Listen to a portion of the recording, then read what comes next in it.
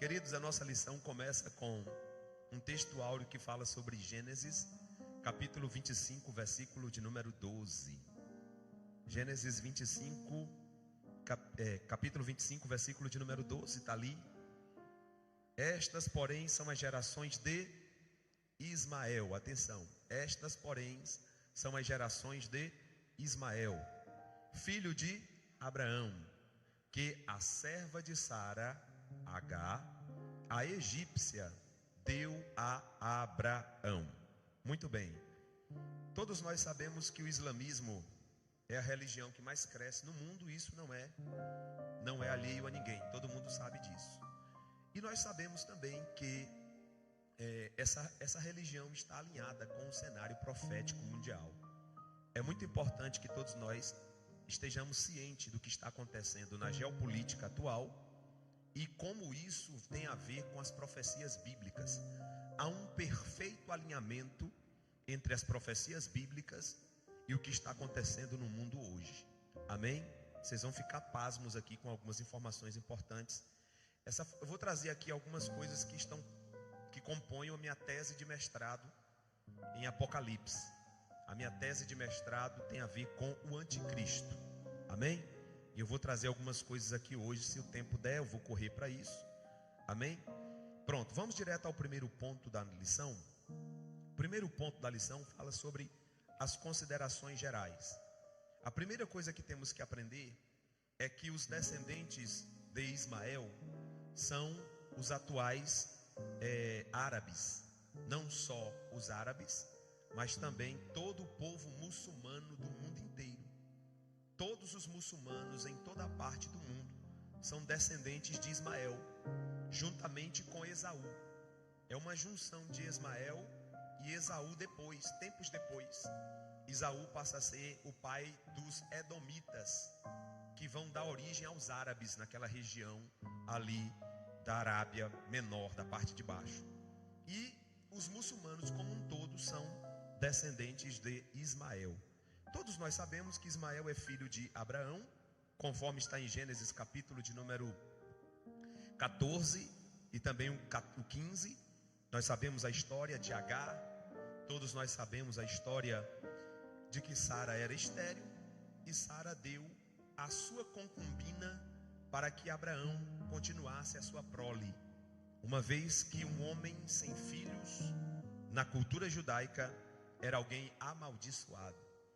Então a Sara tenta dar uma força. Só que Deus, irmão, não precisa de nós.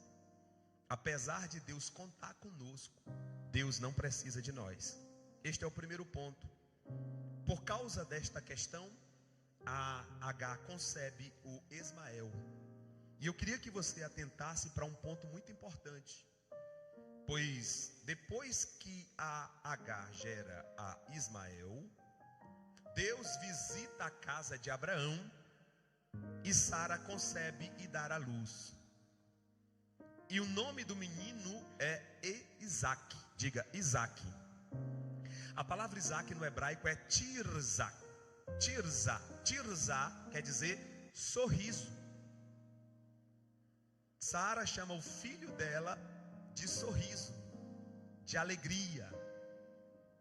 E aí houve um conflito dentro da casa de Sara, porque Ismael, um pouco mais velho, começa a chamar Isaac de Isaac.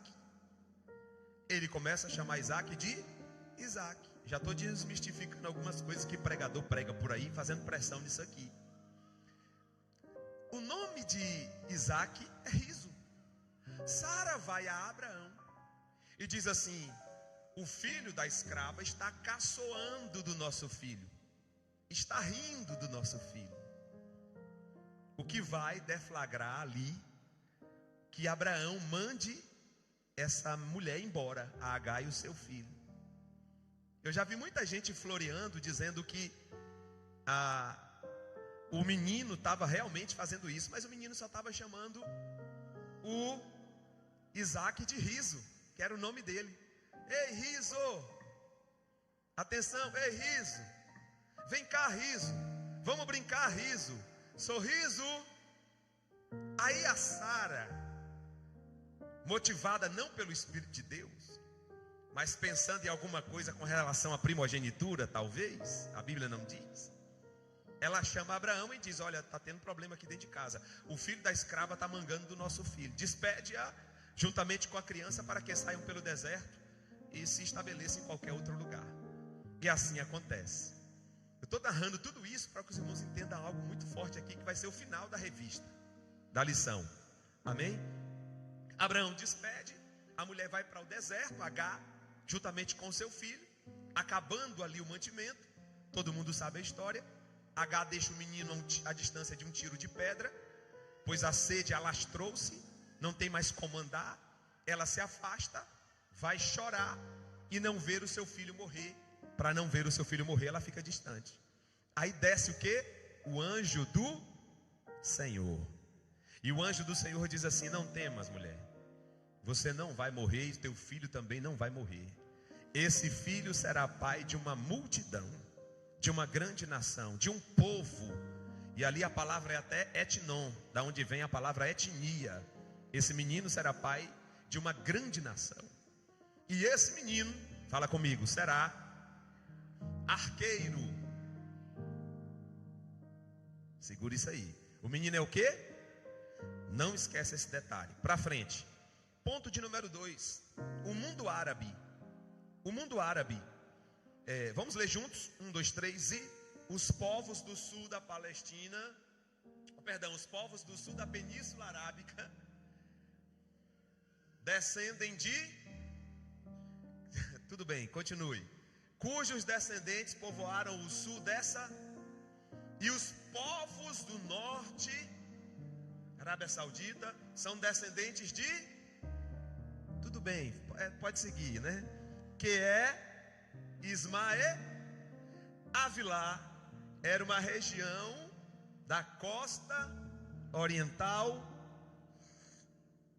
O Golfo Sur é a região do... Então aí o nosso autor, ele está fazendo um resumo, é claro, mas ele está trazendo as regiões pelas quais se distribuíram os filhos de Ismael. Foi em todas essas regiões, desde lá do Golfo Pérsico, lá perto do Egito, até a parte superior do mapa, chegando na Península Anatólia, que hoje é conhecido como Turquia.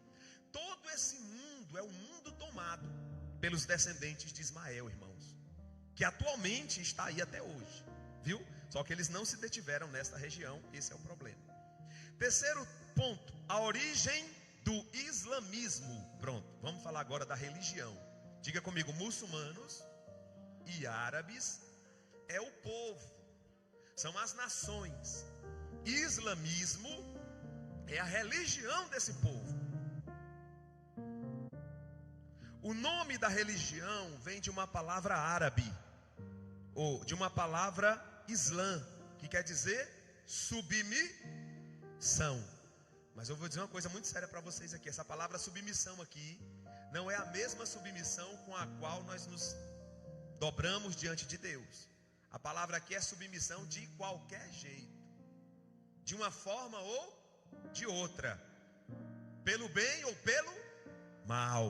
Atenção, muito bem. Então essa é a origem da palavra, mas os críticos afirmam que o significado é desafio a heroísmo, morrer na batalha e assim sucessivamente. Foi fundada por Maomé, todo mundo sabe muito bem disso, né? Na Arábia Saudita, no ano 610 a.C., por volta do século 6 da era cristã. Esse homem chamado Maomé diz que teve uma visão, uma revelação no monte, onde Deus lhe dava um livro, que nós vamos falar já sobre ele, que é chamado de Alcorão. O livro na verdade é Corão. Al é um artigo, Corão, o livro, né? E esse Maomé, ele diz que o anjo que desceu para falar com ele trouxe uma revelação de Deus com o nome Alá, né? Tem gente que é quase islâmico, né? Quando vê alguém sendo usado por Deus na igreja, diz Alá. É o pastor Edivaldo Filho que gosta desse negócio, meu amigo lá do Brasil. Mas não tem nenhum islâmico aqui não que fica Alá, Alá, né? Aliás, irmãos, eu vou dizer uma coisa para vocês. Jesus ia escandalizar muita gente nos dias atuais, muitos religiosos, né? Mas vamos seguir aqui então. Foi fundado em 610 por Maomé, né? Na região do Oriente Médio, sul da Ásia, norte da África, Península Ibérica e pela força da espada. Quer dizer, logo essa religião se expandiu por todas essas regiões aí. Amém? Segundo ponto, eu estou correndo aqui porque eu preciso chegar num local, num momento específico. Nós vamos alinhar a profecia do fim com isso. A fonte da autoridade. Segundo ponto, a fonte de autoridade. Eu estou escrevendo um livro há mais ou menos uns 2 anos e meio, está concluindo já, que eu falo sobre a Bíblia, fonte de toda autoridade. Eu trago todas as origens da Bíblia, desde os manuscritos, as traduções, até chegar até nós. E é um livro muito bom para você ter em casa, para tirar dúvidas e também para convencer alguém da importância, da firmeza, da fidelidade desse livro que é a Bíblia Sagrada. A Bíblia Sagrada tem mais de 5.000 cópias.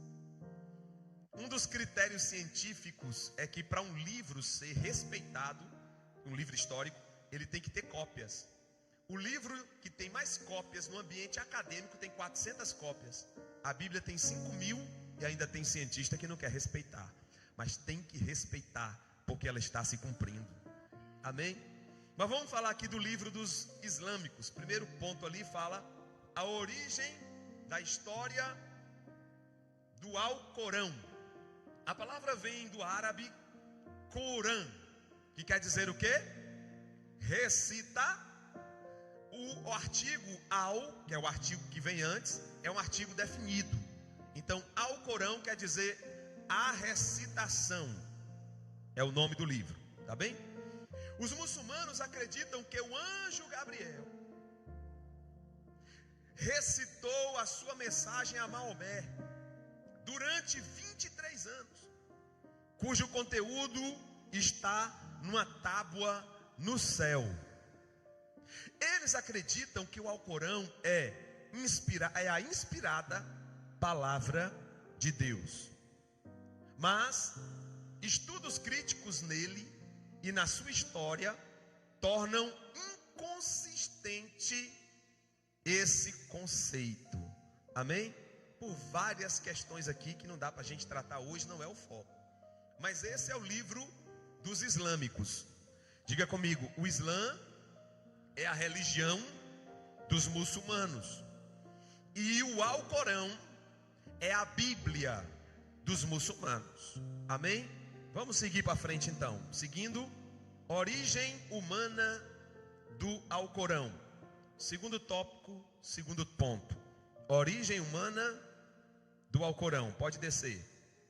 Há muitos textos discrepantes no Alcorão. Vamos ver algumas coisas importantes aqui que vocês vão entender agora. Por isso, o quê? Otmã, o terceiro sucessor de Maomé, em 644 a 656, padronizou o seu texto conforme suas conveniências e mandou destruir as demais cópias sob pena de morte. Um dos discípulos de Maomé, chamado Abdullah Sá, dava sugestões sobre o que deveria ser cortado ou acrescentado no Alcorão. Deixou o islamismo alegando que o Alcorão fosse a revelação de Deus.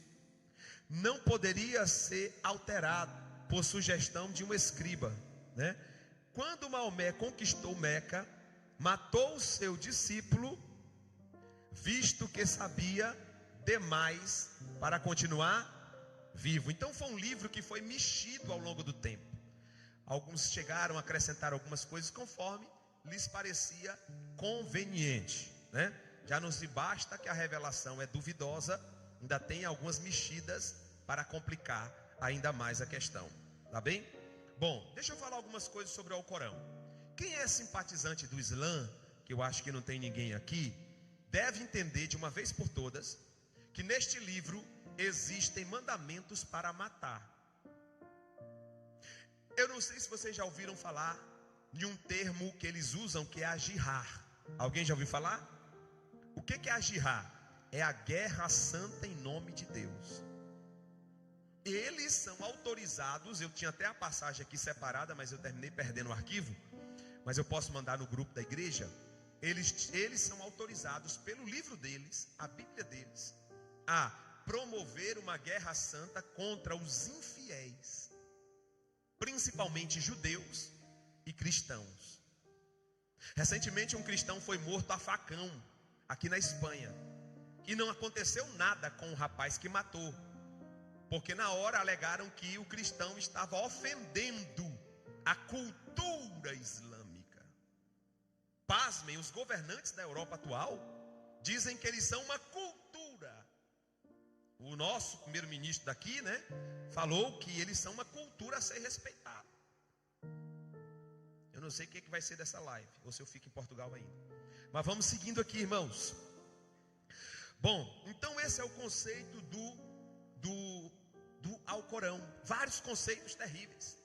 Se vocês virem o que dizem as prerrogativas escritas nesse livro sobre a mulher, é estarrecedor.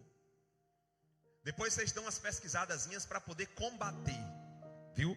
É muita coisa forte que tem lá, terrível, terrível. Amém? Vamos seguir aqui então. Terceiro ponto, o Senhor Jesus no Alcorão. Segundo, eu vou resumir aqui para a gente não ler muito. Segundo eles, Jesus é um profeta da categoria de Maomé.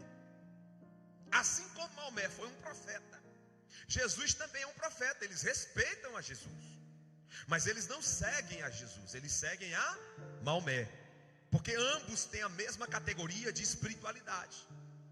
Ambos tiveram revelação de Deus e mensagem de anjo. Assim como Gabriel visitou Maria e por outras vezes visitou a Cristo, também Gabriel se revelou a Maomé. Então está tudo na mesma categoria na visão deles. Compreenderam? Bom, no quarto ponto aqui nós temos a cronologia bíblica. Cronologia bíblica, quarto tópico ali, ó. Sobe mais um pouquinho só. Meu Deus, será que vai dar tempo? Sobe mais um pouquinho. É o terceiro tópico. Tópico é em cima. Segundo ponto, terceiro tópico. Terceiro tópico, deve estar mais em cima um pouco, né? Não está?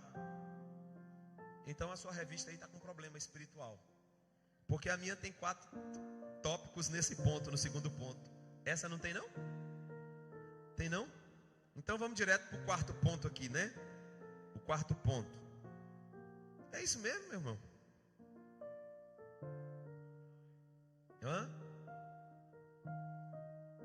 É isso, mas aqui eu estou na mesma lição. Os filhos de Abraão, palavra islamismo, quarto ponto. Teologia islâmica, não é isso? Desce mais. Pode descer. Aí, é isso mesmo, teologia islâmica. Não, perdão, é lá mesmo, é lá mesmo. A verdade sobre a Bíblia. Desculpa, irmãos, eu estou sem óculos e não uso óculos também, mas acho que vou precisar. A verdade sobre a Bíblia. Acho que já estou precisando há muito tempo. Eu perdi o óculos no aeroporto em Salvador, no Brasil, e nunca mais fiz o óculos. Isso deve ter uns 10 anos. Quando eu for fazer, tem que ter muito jejum e oração. Vamos lá. Verdade sobre a Bíblia. Deus prometeu preservar a sua. Eu conversava hoje no final da tarde com 2 jovens que estão aqui sobre a Bíblia Sagrada. E nós começamos a pensar assim, preste bem atenção. Como é que um livro desse, escrito por mais de 40 autores, num raio de 1600 anos, não teve contradições discrepantes? Como pode ser isso, irmãos? Só tendo a mão de Deus sobre isso. Não tem como dar certo. Pessoas que viviam em regiões diferentes, geografias diferentes. Alguns deles foram viver até fora da geografia de Israel, em uma outra cultura, escrevendo diante da inspiração de Deus, e tornou esse livro tão coeso que está em suas mãos nessa noite. Esse sim é a palavra de Deus. Lá em 2 Timóteo capítulo 3, verso 16, que foi o nosso tema do ano passado, do ano retrasado, não foi passado, foi retrasado. Diz assim: toda a escritura divinamente inspirada, é proveitosa para ensinar, para corrigir, para instruir em justiça. Então olha como a Bíblia é um livro tão completo, né? Toda a escritura, de ponta a ponta, de capa a capa. Ao contrário do que diz os teólogos liberais, que a Bíblia contém a palavra de Deus. Não, nós cremos que a Bíblia é a palavra de Deus de capa a capa. Até quando o diabo fala, não é a fala do diabo, é o registro da fala que é inspirado. Quem entendeu? Então Deus é tão tremendo que usa, o João Calvino diz que o diabo é um cachorrinho na coleira. Então esse livro é o nosso livro. Vamos seguir aqui para frente. Terceiro tópico. Os irmãos estão acompanhando bem? Amém? Primeiro tópico do terceiro ponto, perdão. O Deus dos muçulmanos. Vamos lá. Eu vou ser bem objetivo aqui. Não vamos ler também não, tá bem? Qual é o Deus dos muçulmanos? Diga comigo, Alá. A história registra que existem na antiguidade muitas religiões monoteístas, mas que eram pagãs. Seus adeptos adotavam um único ídolo, ou um único Deus com D minúsculo. É um monoteísmo falso.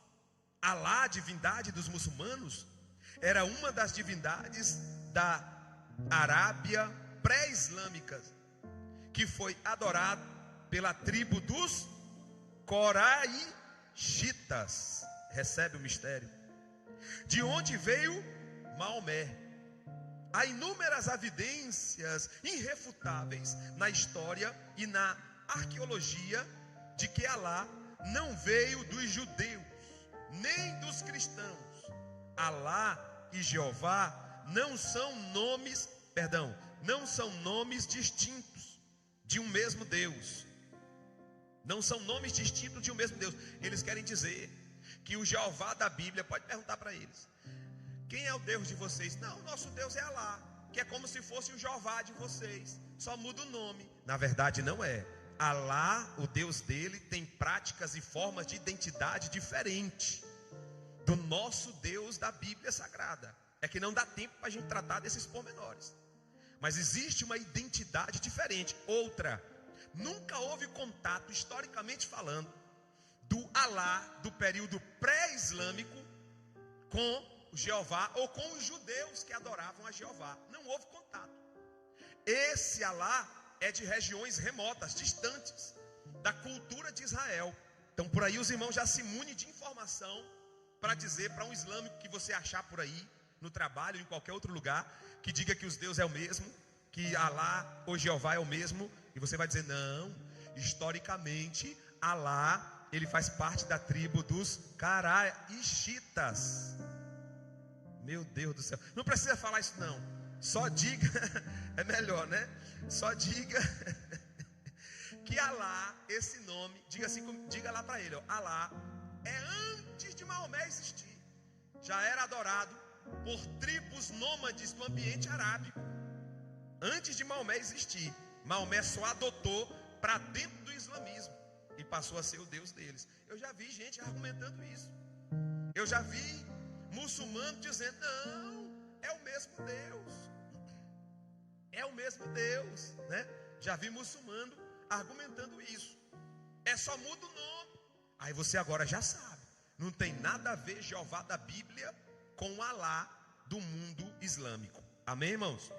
Conceito de trindade no Alcorão, né? O islamismo considera a crença na trindade um pecado imperdoável e define-a como 3 deuses. Então você já pode parar para pensar sobre isso.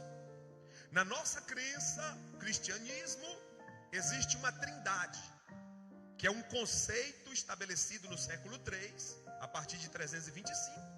E esse conceito está em toda a Bíblia Sagrada. Quando Deus fez o homem, Deus disse: façamos, no plural, é mais de um. Não é 3 deuses, é um Deus em 3 pessoas. Cuidado, repete comigo: o meu Deus é um só, só que se revela em 3 pessoas distintas, mas é uma só essência, é um só Deus. Amém, irmãos? Eles não consideram isso. Terceiro tópico, o Senhor Jesus e o alcoolismo. Já falei, né? Quarto tópico, a cronologia bíblica. A expressão Filho de Deus, cadê? Quarto ali embaixo.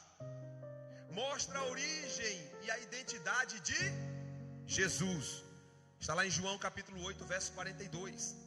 E não segue o mesmo padrão de reprodução humana. Ou seja, Jesus não foi formado de um homem e de uma mulher. Todos nós sabemos, Jesus foi formado por obra e graça do Espírito Santo em um útero emprestado de Maria para ser encarnado. Por quê? Porque o pecado foi concebido na carne e precisava ser vencido na carne. Amém? Eu ouvi esses dias que o Espírito Santo não possui anjo. Por que o Espírito Santo não possui anjo? Porque ambos são espírito.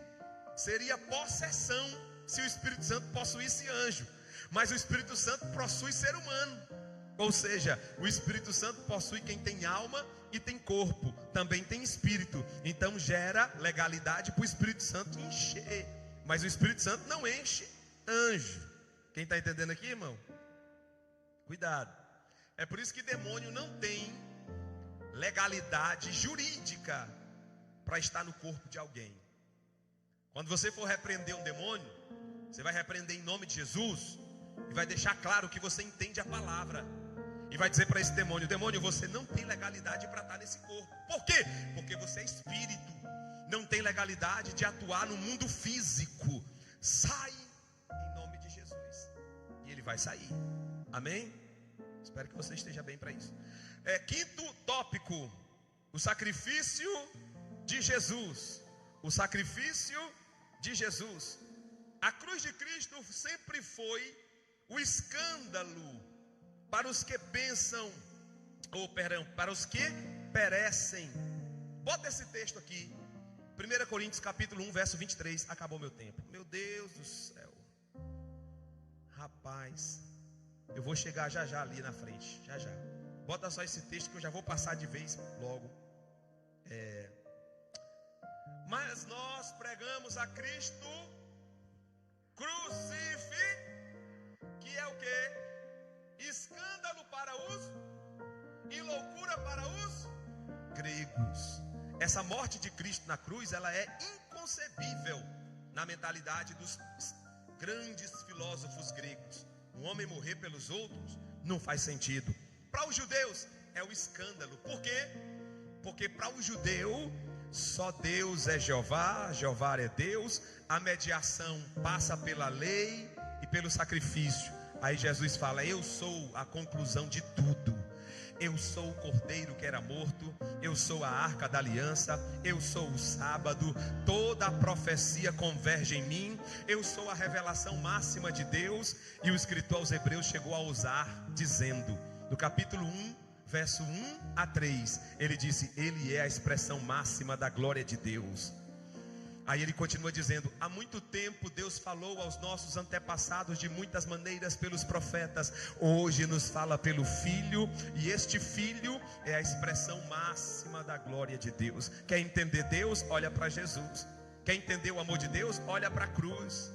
Mas eles não entendem isso. Quem está entendendo isso aqui, irmãos? Amém? Pronto, pode descer rapidamente. Vamos já para passar da nossa lição aqui. Rapidamente, pode descer já para o quarto tópico.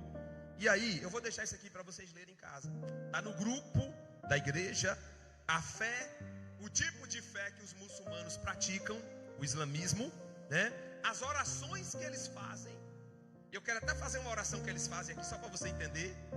Tem uma oração deles que eles dizem assim, ó: Deus nunca gerou, nunca foi gerado. Ele nunca gerou, nunca foi gerado. Ele nunca gerou, nunca foi gerado. Ele não gerou, não tem filho. Para confrontar a palavra de Deus. E ele nunca foi gerado, para dizer que Jesus não é Deus. Compreendeu? O foco é Jesus. Ele nunca gerou, nem nunca foi gerado. A relação deles com Deus é uma relação de extremo respeito, mas não é uma relação de filiação como nós. Eles não se veem como filhos de Deus. Eles são servos de Deus. Só que eles jamais, para eles é um pecado dizer que eles podem se relacionar com Deus. Para ele, Deus é o Criador, inacessível, inatingível, inalcançável. Não tem como. Aí eu falei com um que estava no trabalho, lá num lugar que a gente estava em uma casa aí, fazendo uns trabalhos aí, até o Rafinha também estava. E eu falei com uma pessoa que era islã, né, o menino que estava lá. Eu falei, quem é Deus para você? Aí ele disse, não, Deus, a gente tem até que tomar cuidado de falar o nome dele, tem que ter reverência. Eu falei, mas ele não é pai? Não, ele não é pai, ele não pode ser pai, ele não gerou e nunca foi gerado.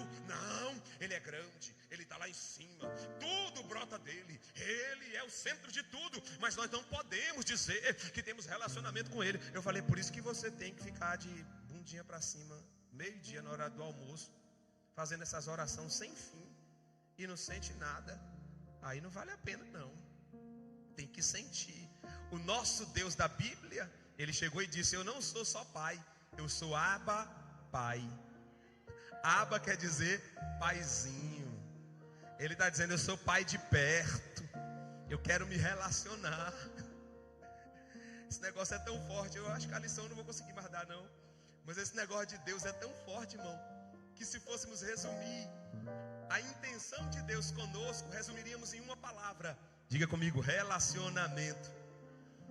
Deus criou Adão, botou no Éden, para quê? Se relacionar. Adão caiu, o que Deus fez? Promoveu um ambiente de relacionamento, o tabernáculo.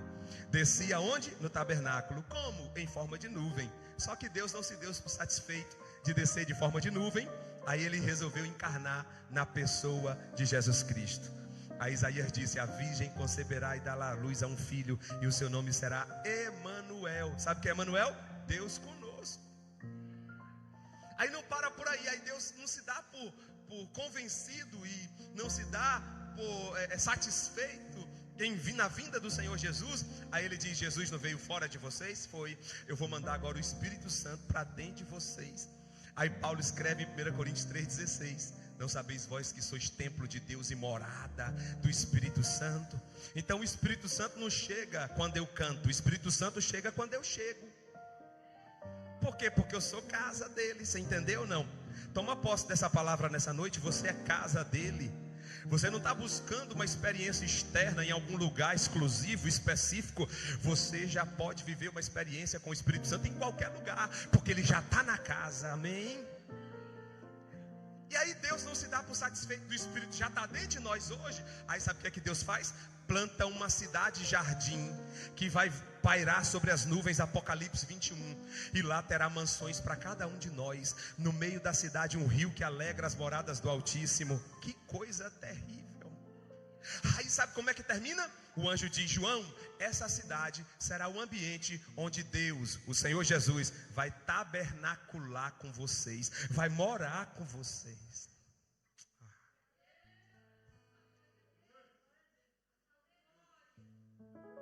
Vamos seguir aqui.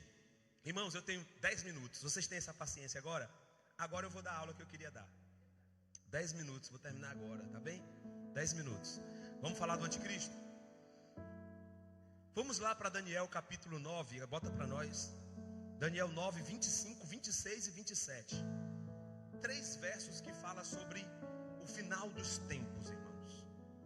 E o que isso tem a ver com o islamismo? Tá bem? Talvez eu não consiga fechar o assunto aqui hoje, tá? Mas vamos começar aqui. Bom, esse capítulo de número 9 de Daniel, o profeta está na Babilônia, está orando a Deus para Deus revelar para ele qual será o destino do povo, pois o povo está cativo. Aí Deus manda um anjo. Aí vocês aprenderam sobre os 21 dias de Daniel, né? Quem já fez o jejum dos 21 dias de Daniel? Não minta. Alguém já fez o jejum dos 21 dias de Daniel, né? Daniel jejuou aqueles 21 dias. O anjo batalhou, teve uma batalha no mundo espiritual entre Miguel, né, e Satanás, que queria, e o príncipe que manda naquela região, não foi Satanás? E durante 21 dias teve essa batalha até que Gabriel passasse para trazer a mensagem para Daniel. Porque quem quer entender o trabalhar de Deus sempre vai ter resposta de Deus, irmão. Presta atenção nisso. Aí o anjo chega para Daniel e diz assim: Daniel, eu vou te revelar agora o que tu perguntou. Primeira coisa que você precisa compreender, Daniel: esse povo vai voltar de novo para sua terra. Segunda coisa, Daniel: esse povo, quando eles começarem a reconstruir a cidade deles, vai ter uma contagem de tempo. Diga comigo, contagem de tempo. Muito bem. Começou aqui então, tá bem? Vocês estão aqui ainda? Olha a contagem aqui, eu estou um pouco nervoso porque eu estou achando que eu não vou conseguir. Mas você me ajuda? Me preste sua atenção, irmã Mari. A senhora me preste sua atenção? Me preste a sua atenção. Ah, obrigado. Me preste sua atenção, irmã Cláudia, agora? Me presta? Tá bom, então vamos lá. Sabe e entende, desde a saída da ordem para restaurar e para edificar Jerusalém, até o Messias, o príncipe, 7 semanas e 62 semanas. As ruas e as tranqueiras se reedificarão, mas em tempos angustiosos. Pronto, o anjo começou a dizer: Daniel, começa a escrever sobre o tempo aí comigo. Daniel vai ter um tempo chamado de 70 semanas. Diga comigo, 7 mais 62. Vamos lá, né? 7 semanas mais 62 semanas. Volta o 24 aí para a gente entender rapidinho. 24. Eita Jesus, deixa eu ser objetivo aqui rapidamente. Ai. O 24. Daniel 9, 24. Isso. 70 semanas estão determinadas sobre o teu povo e sobre a santa cidade. Então o anjo está falando de um tempo. Diga um tempo. 70 semanas. Muito bem. Ali ele fala os objetivos das semanas, que se completa em Cristo Jesus. Mas depois a gente fala sobre isso. Só pense, 70 semanas.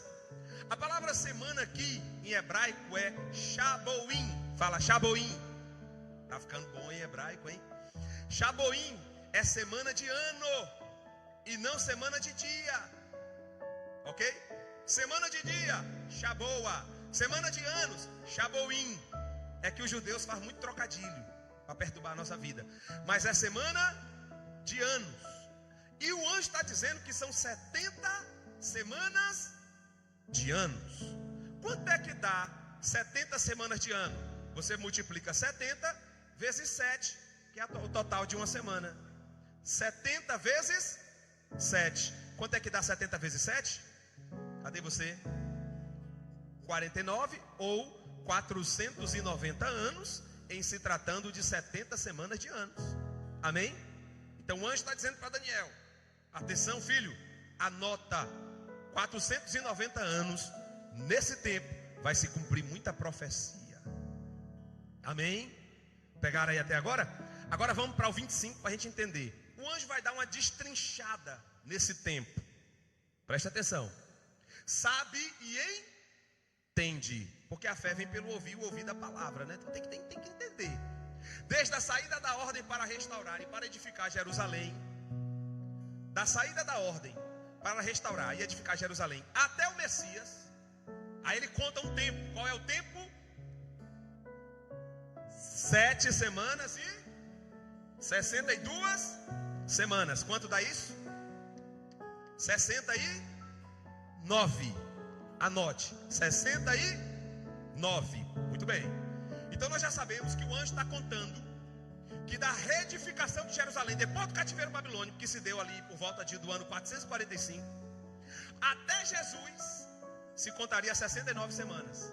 Quanto é que dá 69 semanas de anos? Faz a conta. É 69 vezes 7. Tudo é sobre 7. Tudo é sobre 7, né? Não tem 7 dias a semana? 69 semanas de anos vezes 7 dá quanto? Quem acertar aí agora vai almoçar na casa da irmã Josi. 483. 483. Então o anjo está dizendo aqui, ó, presta atenção.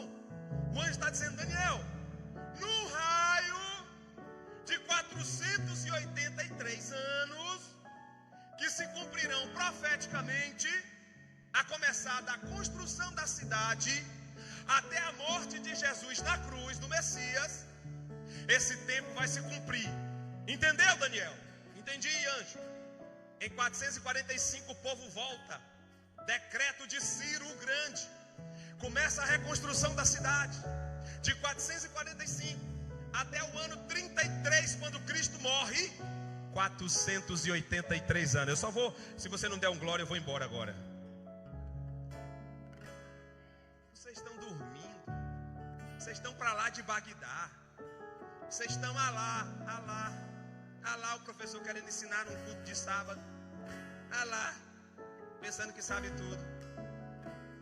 Olá, viu, Islã? Olhe para cá. Não, é só para a gente acordar. Então, 483 anos se cumpriu literalmente da reconstrução de Jerusalém depois do cativeiro babilônio até a morte de Jesus na cruz. Irmão, se tu não crê nessa Bíblia, pelo amor de Deus, tu não presta mais para nada nessa vida. Só que, observe, 483 anos se passaram. Quantas semanas na totalidade? 69. Cadê a outra? Não é 70? Cadê a última semana? Onde está ela? Verso de número 27. Bota aí rapidinho. E ele firmará um concerto com muitos por uma, e na metade da semana fará cessar o sacrifício e a oferta de, e sobre a asa das abominações virá e isso até a consumação, e o que está determinado será derramado sobre diga comigo, assolador, anticristo. Diga ele, anticristo. Pastor, aonde está isso? Pastor, harmoniza isso, por favor. Eu harmonizo no seminário de escatologia. Eu vou ser objetivo hoje aqui, porque precisa de um seminário para falar sobre isso aqui. Eu só estou te dizendo que esse ele aqui não é qualquer ele. É o dito cujo, é o anticristo, que está para chegar aí e você vai se assustar. Amém? Muito bem. Então a última semana está aqui. 69 o anjo já contou com Daniel. Da construção da cidade até o Messias. Já passou. E a última, Daniel? A última é quando esse que virá firmar um concerto com o mundo por 7 anos, por uma semana. Compreenderem, irmãos? Quem está entendendo? Alguém voou? Boiou? Não, né? Então isso está para o futuro, para próximo. E está próximo, muito próximo. Amém? Pastor, pelo amor de Deus, o que é que isso tem a ver com o islamismo? O que é que isso tem a ver com Ismael? O senhor agora embolou, foi tudo. Eu já estou com dor de cabeça. Maomé já morreu e eu não estou passando muito bem. Olhe para cá. Já vou terminar. Vocês se lembram que eu pedi para vocês analisarem e guardarem aquela palavra arqueiro? Lembram? Arqueiro. Eu vou ser muito objetivo agora. Vou fazer uma síntese bem brusca, bem rápida, tá bom? O Ismael seria o quê? Arqueiro. E o anjo disse também que ele seria pai de uma multidão, uma grande nação. E o anjo também disse que eles seriam como jumentos bravos, que dariam coices e cabeçadas. É essa nação, a característica dessa nação, está lá. É só ler o texto em Gênesis. Amém? Muito bem, agora vamos ler. Bota aí para mim já terminar. Apocalipse capítulo de número 6, versículo de número 2. Apocalipse 6, 2. Ai. Vou fazer um corte aqui, viu, irmão Cláudio, para a gente entender. Apocalipse 6, 2.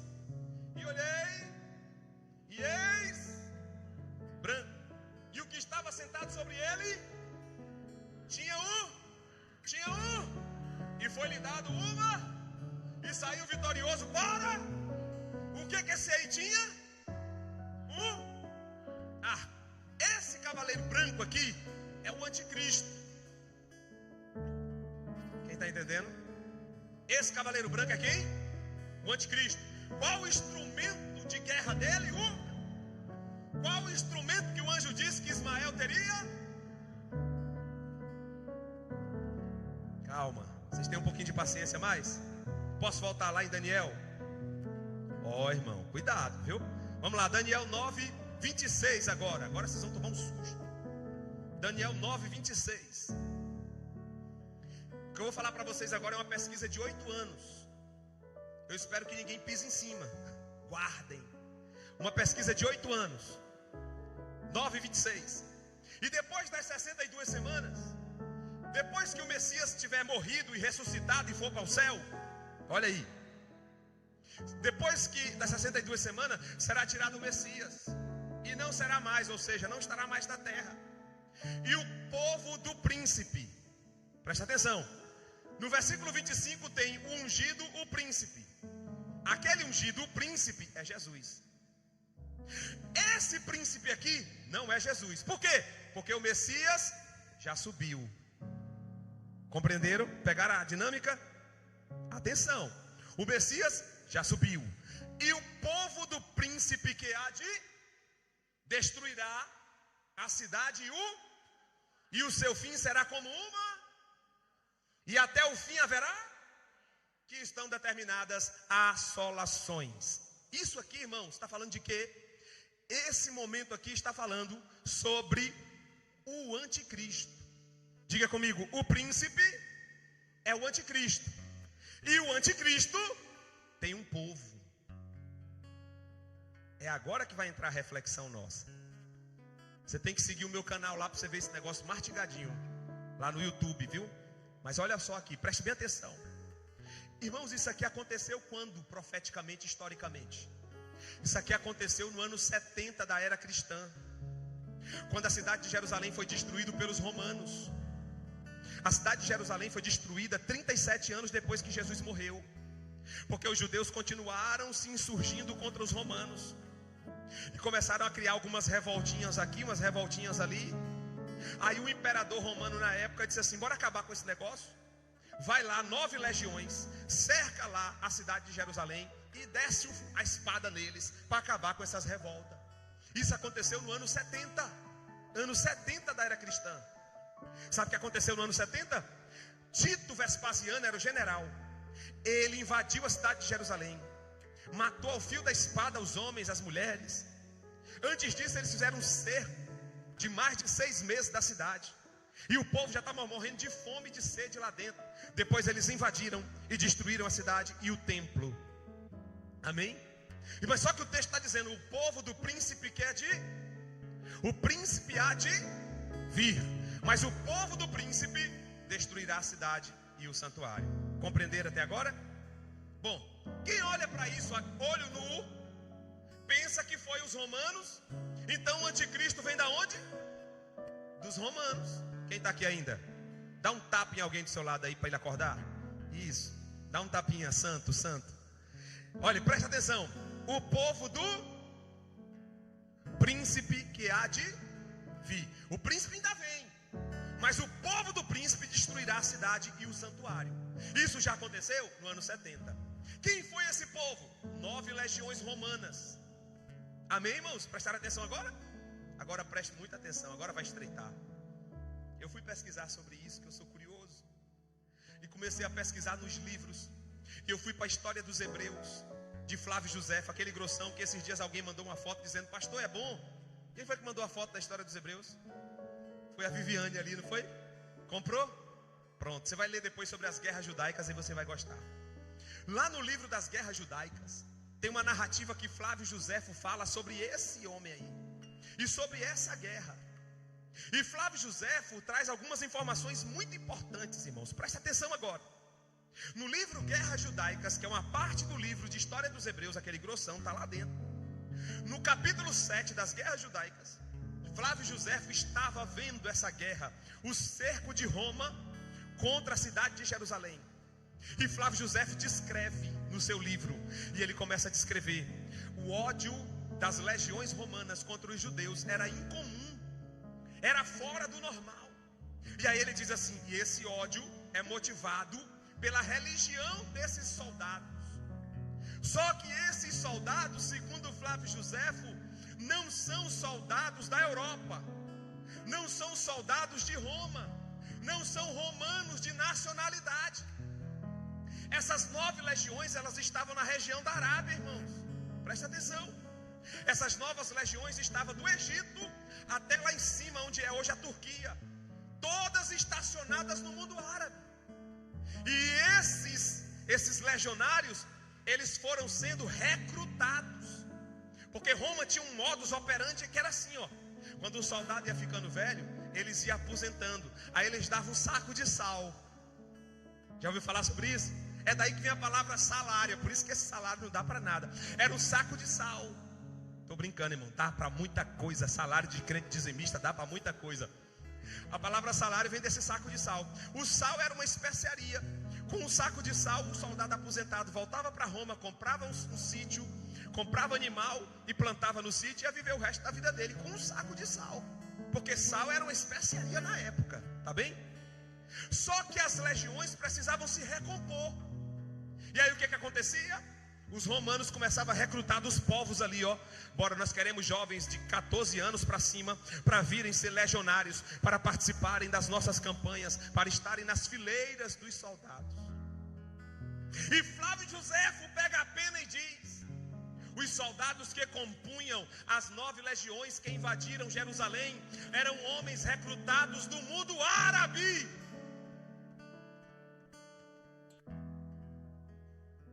Pastor, o senhor pode provar isso?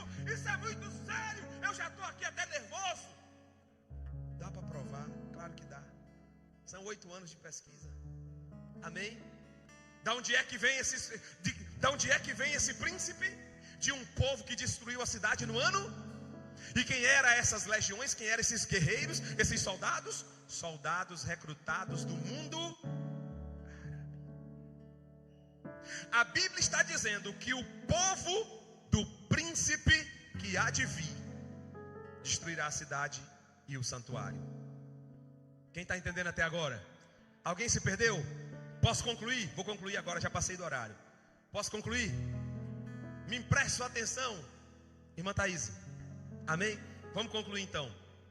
Esse povo que destruiu a cidade no ano 70, que era composto de soldados árabes, nos dá uma dica, uma pista. Nós já temos a primeira pista. Esse menino que Ismael, ele era o quê? Arqueiro. O cavaleiro branco de Apocalipse 6:2, que faz menção ao anticristo, terá um arco. Agora nós temos uma prova histórica. O povo do príncipe que destruiu a cidade e o santuário, isso se deu no ano 70, eram legiões romanas compostas de soldados árabes. Meu Deus. Agora eu vou terminar. Eu posso terminar? Coloca aqui o capítulo 11 de Daniel, versos 36 e 37. Pega isso aqui, irmão, para você acordar, para você entender por que é que está tendo essa invasão islâmica no mundo todo. Isso não é natural, isso é profético. Alô? Daniel 11, 36 e 37. E esse rei, diga comigo, anticristo, e esse rei fará conforme a sua, e se levantar, e se engrandecerá sobre todo Deus, e contra o Deus dos deuses, fará coisas incríveis, e será próspero, até que a ira porque aquilo que está determinado será próximo agora, é esse aqui, e não terá respeito ao Deus dos seus, nem respeito ao amor nem a qualquer Deus, porque sobre tudo se engrandecerá. Diga comigo, respeito ao amor das mulheres. A palavra aqui não é amor das mulheres. Essa tradução é uma tradução suave. É uma tradução que amenizou a gravidade do original. Não é respeito ao amor das mulheres, eu não posso falar abertamente, mas é respeito ao prazer das mulheres. E ali tem um termo mais complicado ainda na Bíblia original. Quem está entendendo? Quem é a única religião no mundo hoje que mutila as mulheres para não sentir prazer?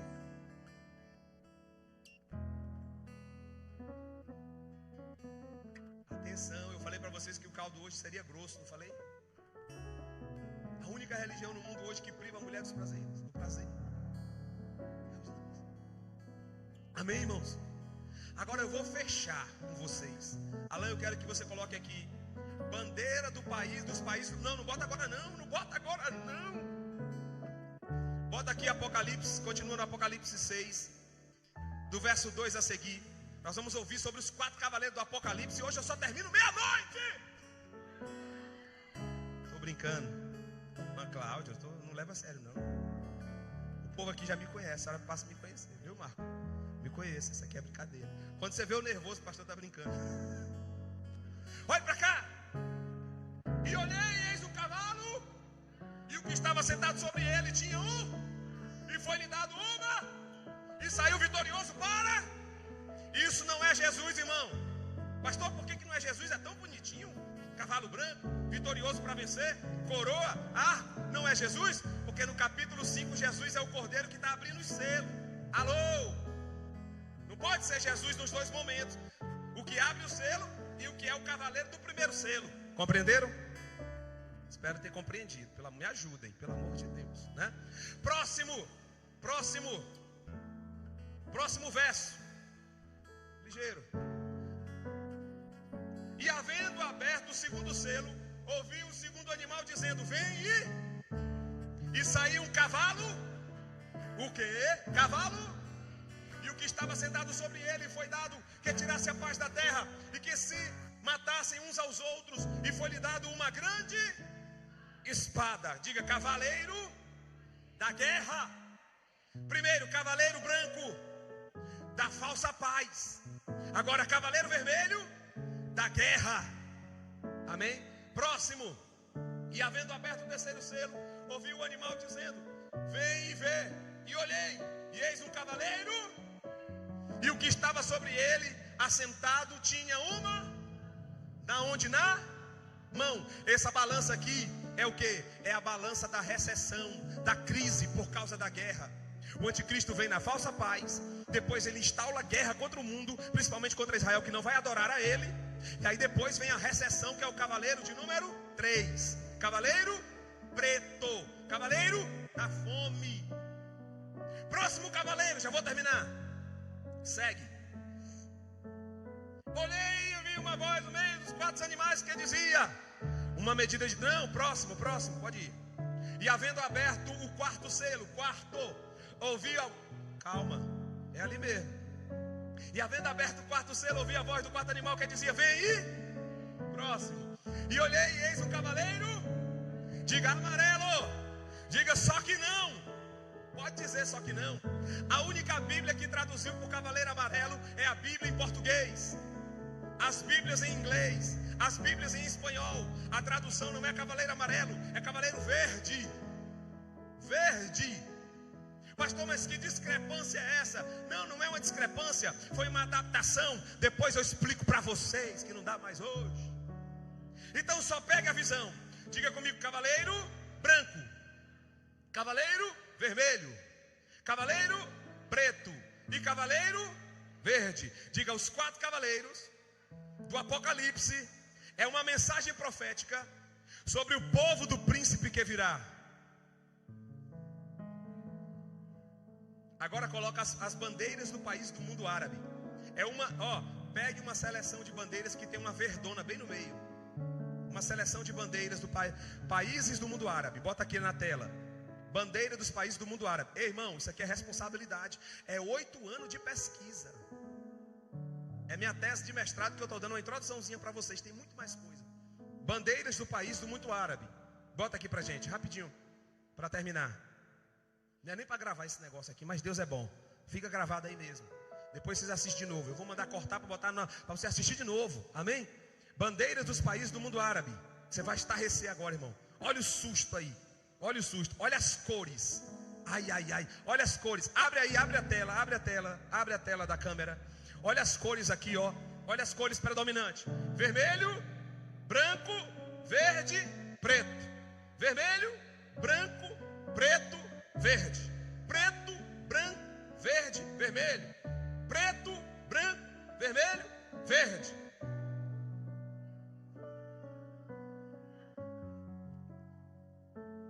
Vocês têm dúvida que o islamismo não vai avançar?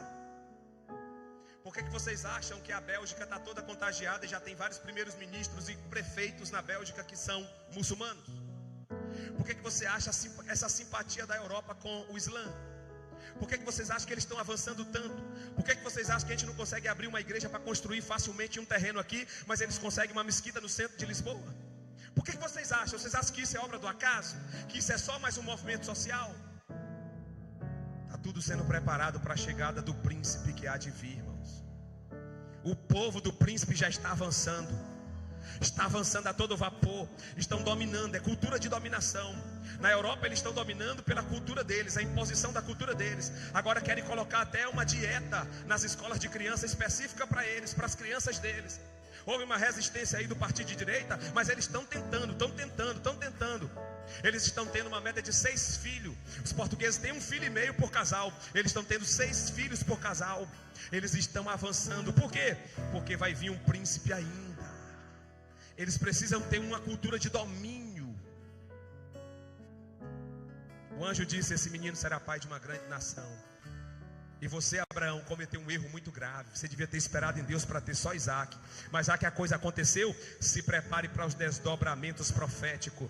Mas sabe o que é o melhor de tudo? O anticristo vem. Vem ou não vem? Vem, é bíblico. Ele vai vir, vai reinar na terra por 7 anos, vai fazer uma miséria terrível nessa terra. Mas Jesus vem primeiro para buscar a igreja. Jesus vem te arrebatar antes que o anticristo apareça.